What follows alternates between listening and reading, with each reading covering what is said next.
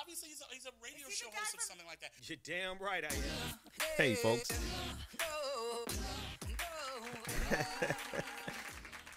Hey, everybody. I am laughing in this screen grab because I realized when I titled this stream, I titled it Late Next with Benjamin Dixon and not Late Night with Benjamin Dixon. But that's how you know I am tired as all get out. But welcome to everybody hanging out with me for a few minutes.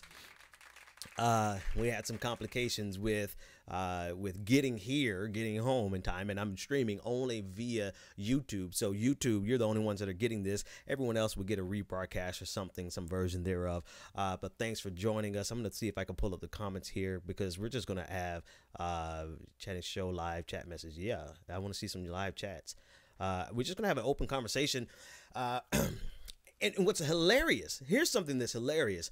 I pre-recorded almost an entire episode that I was getting ready to, even though I'm not a Patriot fan, Leslie. I'm a Saints fan. I lived in Massachusetts and in Boston for a long time, but I'm not a Patriots fan. Never was. I digress.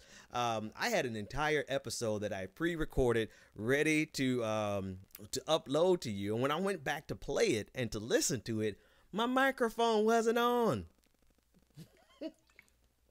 None of my bells and whistles, none of my claps and applauses worked and all that kind of stuff. Hilarious. Hilarious. It figures. So, but anyway, make sure you guys can hear. I want to make sure that you hear all of my special effects. Let me hear if you hear this. Oh my God, who the hell cares? If you heard that, just give me a thumbs up and then we'll keep going because I want to make sure that you're hearing the high quality version of the Benjamin Dixon Show and not just a phone microphone. But I recorded an entire episode, and instead of me trying to record it again, I figured I'll just go live and talk to you about it and get feedback from you on it live. I decided what I wanted to talk about. I'm stuck between two things that I want to talk about tonight. Well, the first thing that I wanted to talk about is the Catalonia Conundrum, what's going on in Catalonia and with Spain and with the Barcelona government. And to me, it represents a very unique conundrum in that for leftists, particularly for leftists, because I always argue that there's a place in leftist thought where we run into this conundrum of using. So let's start here. Leftists, by definition, we're almost radical. We're radical. We are liberationists, no matter what. We're like always in the mindset of liberation.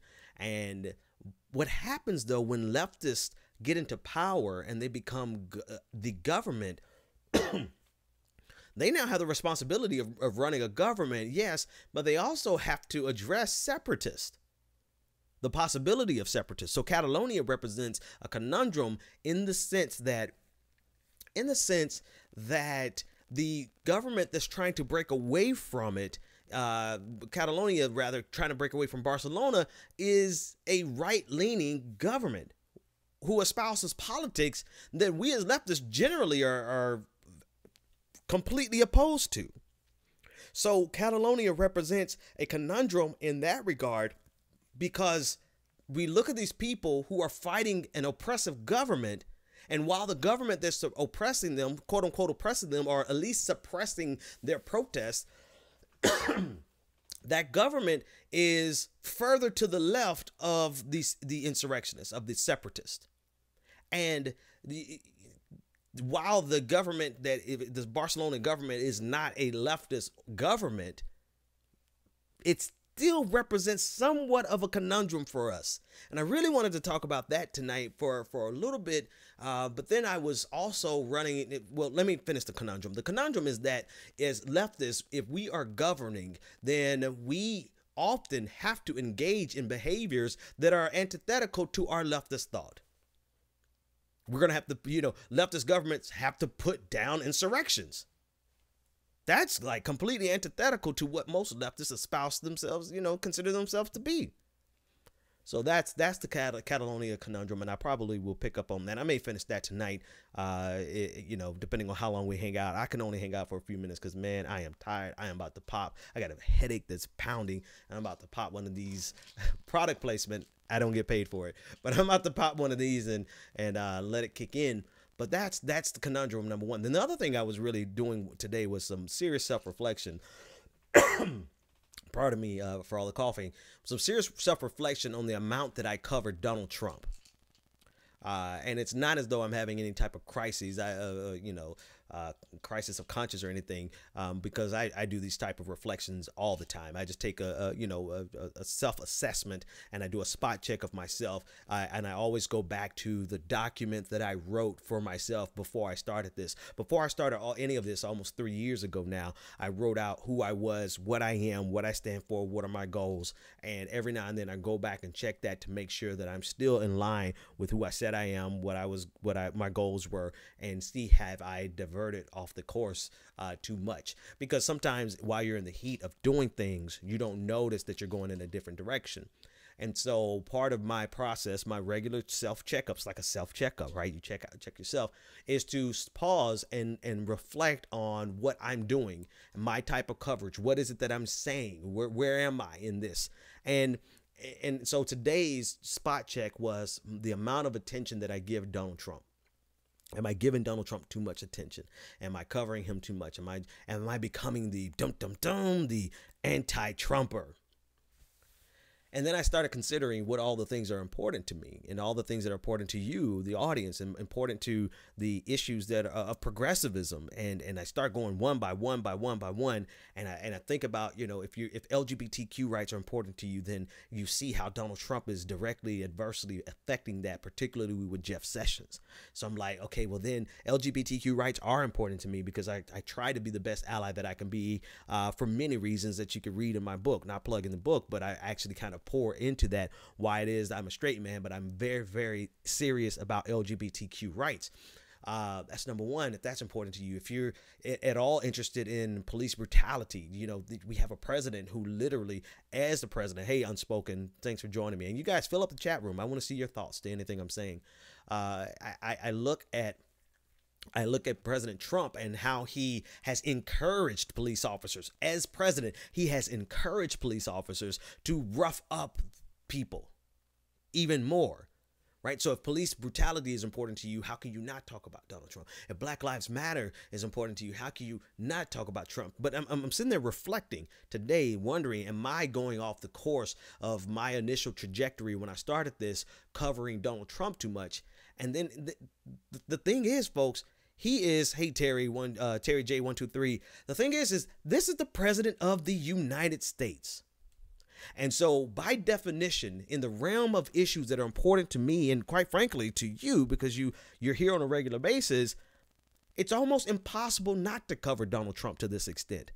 Because if you're serious about any type of programs, any type of safety nets, Medicare for all, any type of policies that could help us lift up the working class and the average American, the lower middle class, if you're interested in any of those, then Donald Trump's tax policy is directly going to affect us in a very significant way. If you need health care, then it's like we have had 4 major health care fights. 4 major healthcare fights in 9 months. Think about that. And then today I was covering blue slips. I was covering blue slips in the Senate, which is a Senate tradition that allows senators from a particular home state to give commentary on a federal nominee, lower court nominee in their state, a district that is in their state. And blue slips is like a 100-year-old tradition, and it has been used before. It's not an official rule, but it's been used before by senators, both Republican and Democrat, to either approve of a presidential nominee or to disapprove of one. And the chair of the Judiciary Committee has traditionally recognized whatever the state senator said from that state, for whatever the U.S. Senator said from that state. So it has been used historically as a means of blocking. Withholding a blue slip means that you are blocking a nominee. And as I was covering that and speaking, doing interviews about that today, I paused and thought about the filibuster situation with Neil Gorsuch and the fact that they did away with the filibuster. And then in my mind, I just trying to demonstrate something to you. In my mind, I'm like, man, Neil Gorsuch was nominated like a long time ago, like 2 years, a year, 2 years, no, 1 year, nope. Not even a year has gone by since the nomination of Neil Gorsuch and the confirmation of Neil Gorsuch. And you think about just the sheer intensity of all the craziness that has gone on over the last 9 months, 10 months now, rather. And I pause and say, how can I not cover Donald Trump? How can we not? You have to literally go through some mental gymnastics to not cover Donald Trump and to, honestly, quite frankly, not cover him from a negative perspective. I think I may have found one thing that he's done in the last 10 months that has been positive, and I can't even think of it off the top of my head. I just remember at least one time that I said something positive about the man. Right. And so you look at, you know what else is important to me? Foreign relations. Foreign policy. You guys know I'm serious about international order and conflicts and war and peace on the international stage. And how can you not cover Donald Trump when he is instigating a fight with North Korea? If the audio's low, I might could push it up a little more. Thanks for giving me the heads up. I had a lot of room that I could push it up some. I apologize. How could you not cover and let me know if it's too loud now. How could you not cover Donald Trump? And how could you not speak about the things that he's doing? So I did the self-reflection today, and I take it very seriously. And I'm thinking, and again, it's not a crisis of conscience by any means. It's not a crisis of conscience by any means. It is my regular self-checkup. And I pause to see, am I doing what I set out to do when I originally started this? And I realized that I would say probably 75% of my coverage has to be about Donald Trump nowadays. And I'm wondering, am I covering Donald Trump too much? And I'm doing that because I simply care about my art form. I care about my professionalism. And the bottom line is, how can you not cover him? So then it moved from a self-reflection to a critique of people who don't say anything about him. I mean, name something that's important to you. You know, exactly. Leslie saying in the chat room, if he attacks North Korea, he will blame it on Obama and Clinton. People are already positioning this to blame Obama and Clinton. But think about, and I want you to write something in the chat room. What's important to you? And I'm not yet going to critique my friends in the progressive media community, but I want to know what's important to you. And I guarantee you, what's important to you is affected directly by Donald Trump, and not just directly, adversely affected by Donald Trump. Somebody said LGBTQ rights. Absolutely. You know, reparations. Good luck on that with Donald Trump, right? Good luck on that with most any president. But specifically, we're so far from the conversation. Foreign policy, line of secession, Supreme Court. If the Supreme Court is important to you, that, you know, it's insane what Donald Trump represents and what he wants to put there. Keeping Social Security, Medicare, people are saying in the chat room, Social Security again, and Medicare, climate change.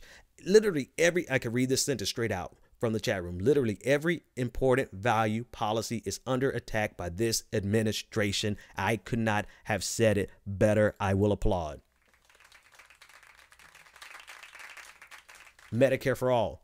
Now, here's the only thing that I thought of today, Aaron. The only thing I thought of today is that because of how crazy Donald Trump is, and because of how ridiculous Republicans are, they have opened up the conversation on Medicare for all, because they continue to point out the problems of Obamacare, but their solution is not correct to the problems of Obamacare. So that has given us an opportunity to show them the solutions to the problem of Obamacare is Medicare for all. So that is the indirect benefit of them being as crazy as they have been. You know what I mean? So in that way, that's the only thing that we have been able, the only ball that we've been able to move forward because of how insane. We would not have been able to move that ball forward if Hillary Clinton had become president.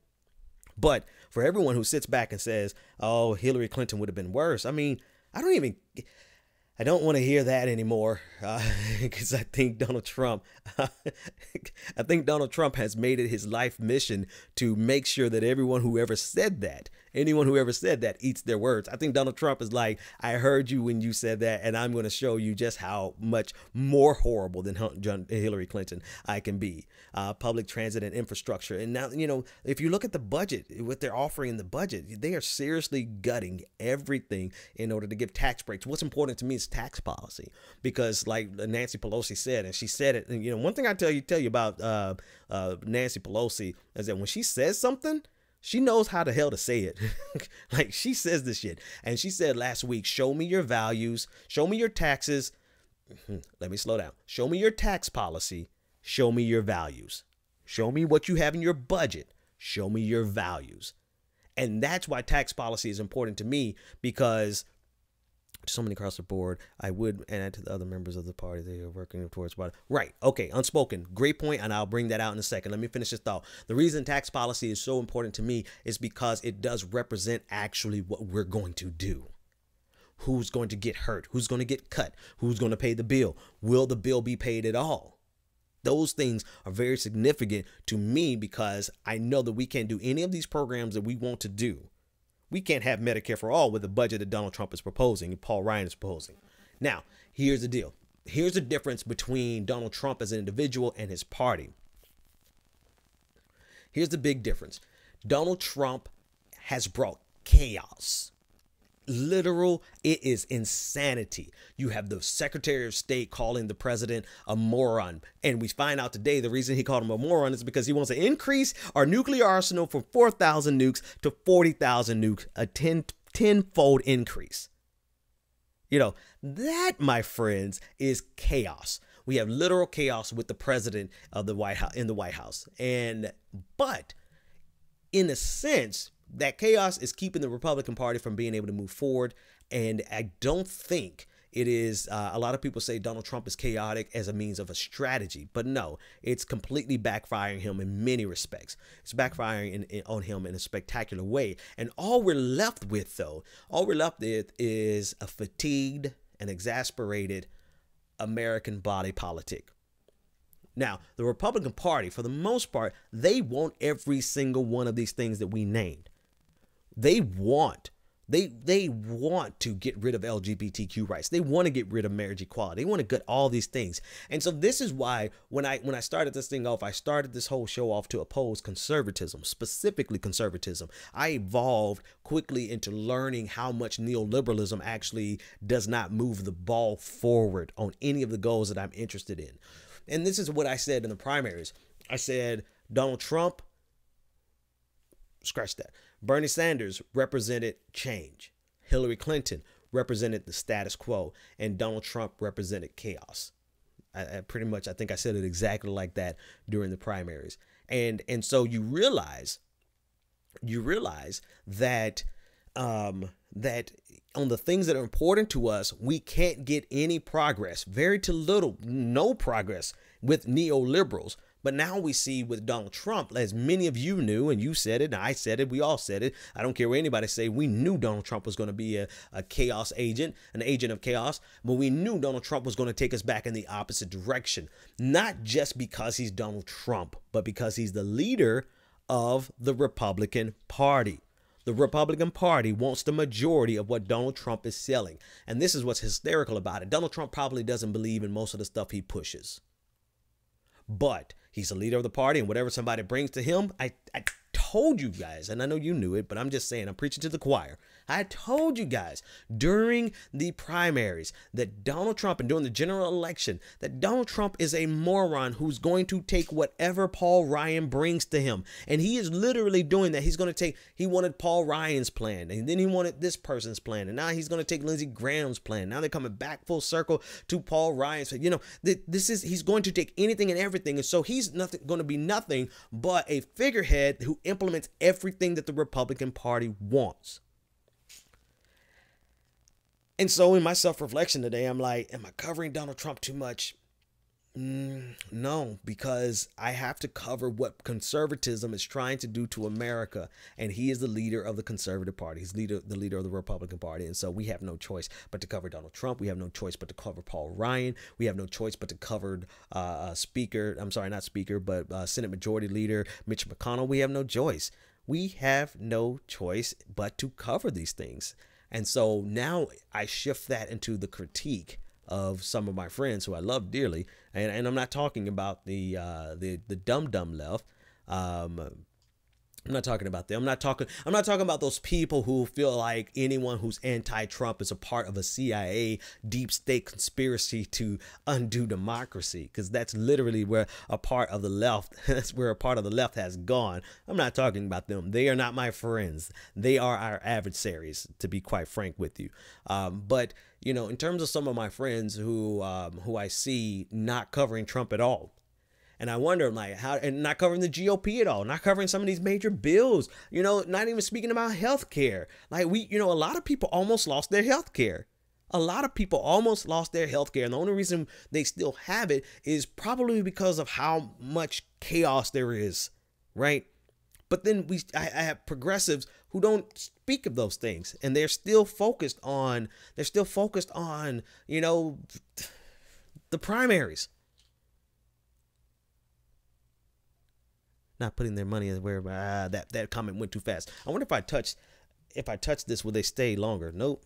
The comments don't stay longer. Unfortunately, I have to read the comments. So the shorter your comments, the better today, folks, because once they go away, I can't read them all. Maybe I can open it up on another window over here and have your comments up as well. But to finish that thought, you know, a lot of people who don't cover these things, and I'm wondering, I'm going to take this now. How many of these can I take so I can go to sleep and get rid of this headache that I've had all day long? But a lot of progressives who don't even cover these important things because they're focused on neoliberalism. And I'm not saying that they shouldn't talk about neoliberalism. I think the most important thing that group says that I'm describing, I won't name because they are actually my friends and I haven't talked to them one-on-one, but when I talk to you guys, you know how I do it. I talk to people one-on-one first, and then I'll say it publicly. I'll call their name out publicly.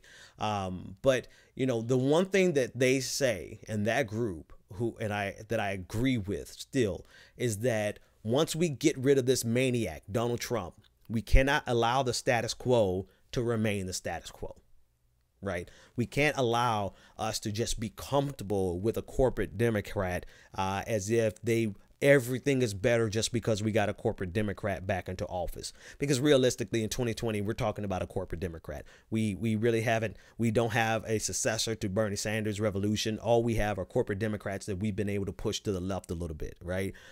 So, you know, but the thing is, once they get back into power, everything doesn't get better just because they're in power. Like, when they get back in power, we have to maintain all of that energy and fight them like never before. You know, we have to fight them and push back. I wonder, does this actually, I didn't set it up for phone calls, but I might be able to take this phone call in a second. So stay there, 609. And so, you know, that's the one thing I agree with the most, is that they say is that once, you know, we cannot be so comfortable with corporate Democrats that everything is better. Kind of like Republicans right now. They really believe everything is better just because Donald Trump is in office. And I'm like, you guys are absolutely out of your goddamn minds. This is fucking chaos. But they feel just because they have a Republican in power, everything is back to normal. Everything is good. And that's so far from the truth. We have to make sure that when corporate Democrats get into office, yes, a lot of things will be better. Hell, everything will be better because we won't have the goddamn chaos agent in there, and we won't have Republicans shoving down all these policies that are detrimental to us. It will be better, but we can't stop there. We have to push further once they get back into power. And I think that's one thing that some of my friends who don't really cover Donald Trump, what they say that is absolutely true. Okay, that being said, at the same time, God damn it, where do we not need all hands on deck right now? I mean, policy by policy, not really a anti-Trump as if somebody else is going to be better. Here's what would be better if we actually got rid of Trump. If Trump was impeached, forget about Russia, forget about the collusion, forget about all that stuff, man. You know, you let that be what it's going to be. I don't really care. Whatever that's going to be, it's going to be. But, you know, if Donald Trump gets, you know, indicted for tax evasion or whatever reason we could get rid of Trump, the reality of it is that the agenda that we're having to push against right now every single day will still be there in the form of Vice President Mike Pence, now President Mike Pence. We're very clear on that. But can we be clear on something else, though? We have had nothing but nonstop battle, chaos. You know, nuclear threat here, nuclear threat there, you know, attacking Syria, you know, with Tomahawk missiles in March, you know, threatening to rain down nuclear fire like the world has never seen in May, you know, wanting to escalate or increase our nuclear arsenal by tenfold in August. I'm like, holy Jesus, can we get a day? Can we get a day without complete and utter chaos shaking up in the most negative ways our system? That's the only benefit of getting rid of Donald Trump. That's the only benefit, because every policy by policy, it's going to be the same agenda, because Donald Trump is getting his agenda right from the Republican Party. So getting rid of Donald Trump is not a means of us getting a better path to better policy over the next 4 years. No, man, we're stuck in this fight. We are stuck in this fight against conservatism like never before. We are in the fight of our progressive lives right now for the next 3 years and 3 months. That's where we are, right? We're in that fight, and that doesn't end with Vice President Pence taking over after Donald Trump is impeached. I really want to know if this is working, guy, because I didn't really set up for it. But caller, you are here. You're live on the air. What is your name, comment, and or question? Uh-oh. Okay, but I have you unmuted and I have you ready to talk, but you have the radio on in the background. You have your computer on, playing in the background. All right. So they disconnected. All right. So I didn't really set up for it, but I am willing to try one more caller because I'm looking at my setup and technically it should work just fine. But 857-600-0518. If not, I can still read your comments. And I wanted to do this show because I promised to do this show, and this is as good as time as any to share with you these reflections. Ben, you are right. They have been doing a good job of pushing their agenda. Right. This is what they do. This is what they're going to do with Mike Pence as president. But I tell you, man, we see what America.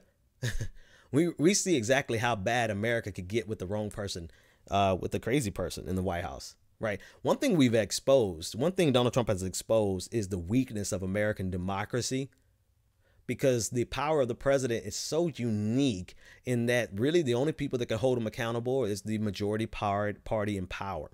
And Donald Trump has exposed the weakness of American democracy because he is the result of years of media and years of Fox News and propaganda, years of culminated by all the media outlets from the New York Times to MSNBC to everybody getting some great ratings because of this madman on the media, right?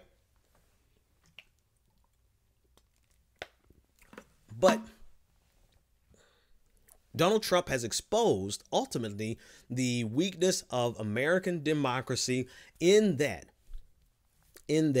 one person has almost unlimited power that's only limited by the majority party in the Congress. And if that party happens to be his own, then you can have a person like Donald Trump who carries himself in a manner that is detrimental to the fabric of America. See, Barack Obama was the exact opposite of Donald Trump.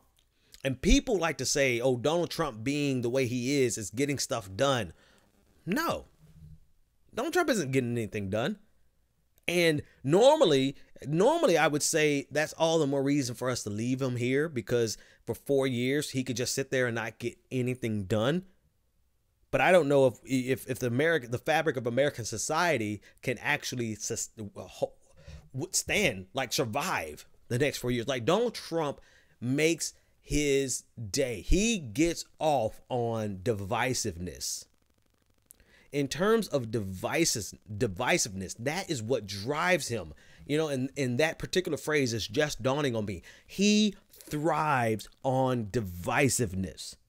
And he has a unique, uncanny ability and a position and the method in which he utilizes the presidency to divide us to a point of irrepair. I think that's a word. Irreparable damage. And he is the exact opposite of President Obama, to the extent that President Obama got on our nerves. Still a little upset with some of the stuff that President Obama would not address. Right. A lot of the things that President Obama would just not get involved in. He would never take a hard position for the left. He would never take a hard position for Black Lives Matter. He would always equivocate in some manner to try to pacify both sides. That's because Barack Obama actually believed that he was the president of all the United States. You know the cliche of all the United States. I'm not the president of the brown blue states or the red states. I'm the president of the United States of America, that kind of thing. And he used to drive me mad. I'm like, man, no, be the president we need for a minute.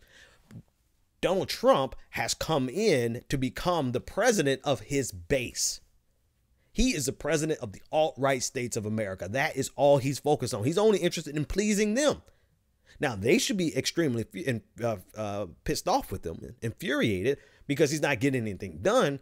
But in terms of what he says from his pulpit, he's pleasing them every single day. And he does not care that what he says is divisive and harmful to an entire half of the voting electorate, of the electorate, the body politic in general. And so that's a unique difference between he and Barack Obama that actually matters. I think people don't realize how much these things matter. A lot of people are dismissing the NFL protest as merely culture wars. But do you understand that the president of the United States is trying to make a permanent mark such that a person who wants to protest in their own quiet fashion won't be able to do it without losing everything? He's not just attacking the players, he's attacking ESPN hosts. They're actually saying from ESPN that people should be fired. I mean, this stuff really matters because a lot of the things that happen in America happen by norms and customs. And a lot of things that stops, a lot of things that don't happen in America don't happen because of norms and customs. What do I mean by that? Oh, Steph Curry. He can attack Steph Curry of all people. You know, what do I mean by that? What I just said. I mean that if we are not in the streets burning flags every day on a regular basis, that's because it is a custom and a norm for us not to. Not that it's illegal, not that we don't have a constitutional right to do so, but we just feel that it's unacceptable in the collective body. It's like something that we're not necessarily going to do. We can, but we won't. And Donald Trump is changing. He wants more than anything else to change that. He wants to change that norms where while you can protest the national anthem based on a Supreme Court decision, I believe in 1948, you won't. You know why? Because it would be shunned and frowned upon so badly by everybody that you might actually get punished for it. That culture war thing, that particular thing right there matters. Let's take this caller. Let's try one more time. Caller, make sure your internet is turned down. I want to hear your name, comment, and or question. Go for it. Hi, my name is Jim. Hey, Jim. How's it going, man? How's it going? I think it's just a matter of perspective. Sometimes we don't even know what we need to protest about. A really good case in point is that when they were talking about college for all, when Bernie was talking about college for all, it was going to cost us $70 billion a year, right? Yep. Under Trump, we just raised the military budget by $80 billion a year. And in 2015, there was an audit done to the military fund where they pretty much lost $120 billion. Right, I saw that. So So we can throw $200 billion basically into the trash, but we can't give kids college. Yep. That sounds right to me. That sounds exactly where we are. Yeah. I mean, I don't know if you have anything else to say about it, because you hit the nail on the head. Go for it. Finish up. Get the last word. Yeah, I just feel like, and this whole thing about protesting, it makes me sick, because the whole thing about the anthem was a part of an ad deal with the military. Mm-hmm. Yeah, back in 2009. So it has nothing to do with patriotism. Not at all. It has to do with just making money and capitalism. Absolutely. And not for nothing, I had tweeted this before. If you're going to fight for a flag and not what it represents, which is someone kneeling down and protesting and having the right to do that, then what are you defending? Absolutely. Hey, man, thanks so much for the call. I appreciate it. 857-600-0518. I'll let you guys get the last word on tonight as I get ready to take it in. I got one more thing to do before I go to bed, but, hey, that's the life we live here. But, yeah, that's the truth. I mean, if you're going to protest, you can, add on, not to negate whatsoever the reason that Colin Kaepernick protests, but this is another thing that we can add on to what we need to be speaking about. Right, the glaring hypocrisy with the budgets that Donald Trump has proposed, and the actual things that we've signed off on, increasing the military budget way beyond what they even asked for. But back to Donald Trump in general, and the Republican Party in general, and the chaos that has been around us nonstop. It's a level that has to be spoken about. I'm sorry.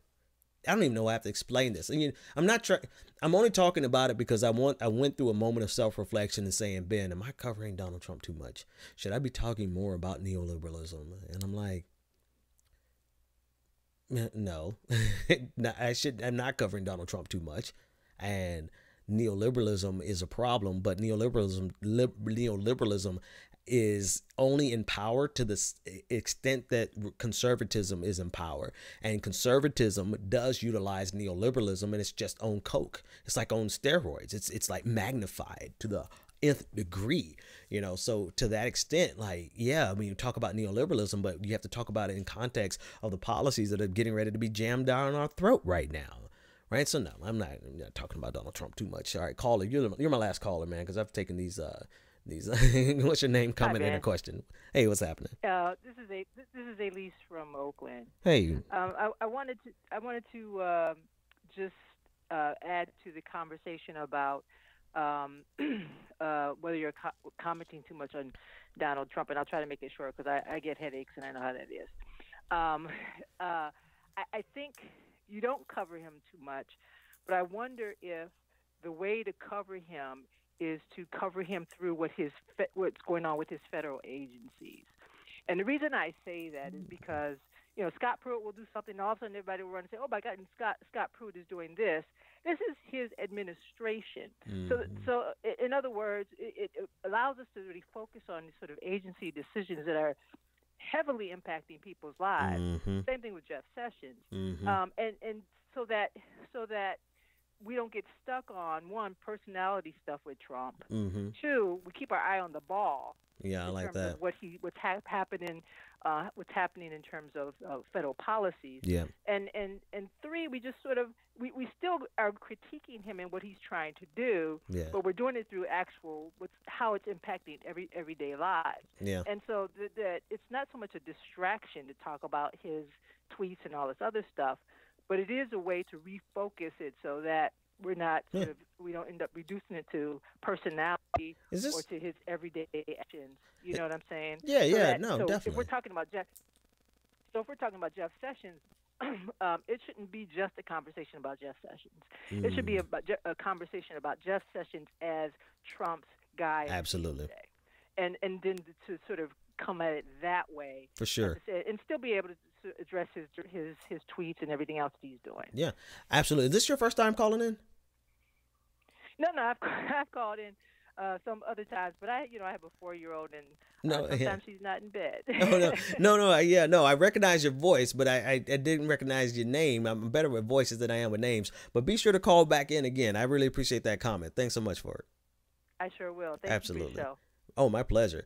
Actually, I lied. 857-600-0518. I got time for one more call. I agree. You know, if you actually go policy by policy, the agency by agency, you see what they're doing to us, man. It's crazy.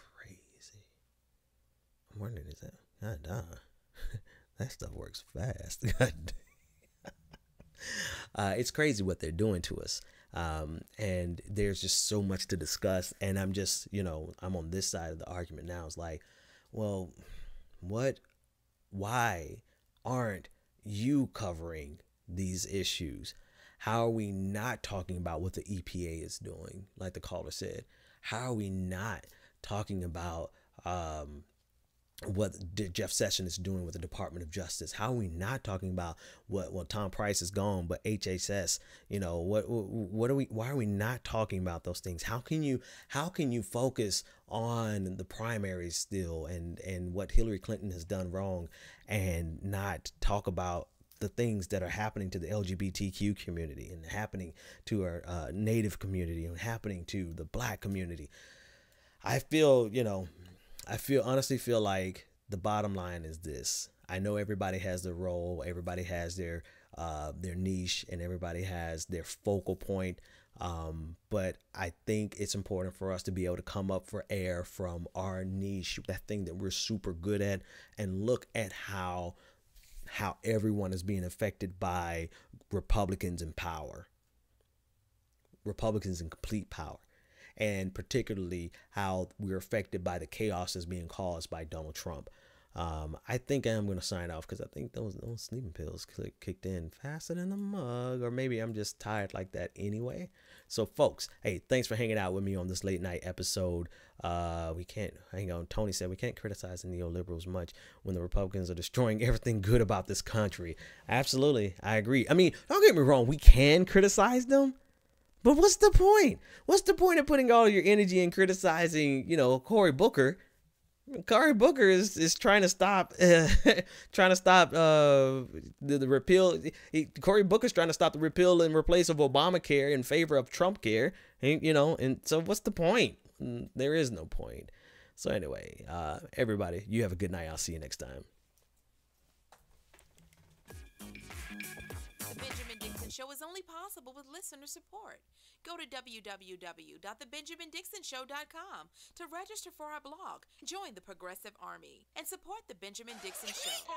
Crazy mother. If you like this episode, be sure to share, like, and subscribe.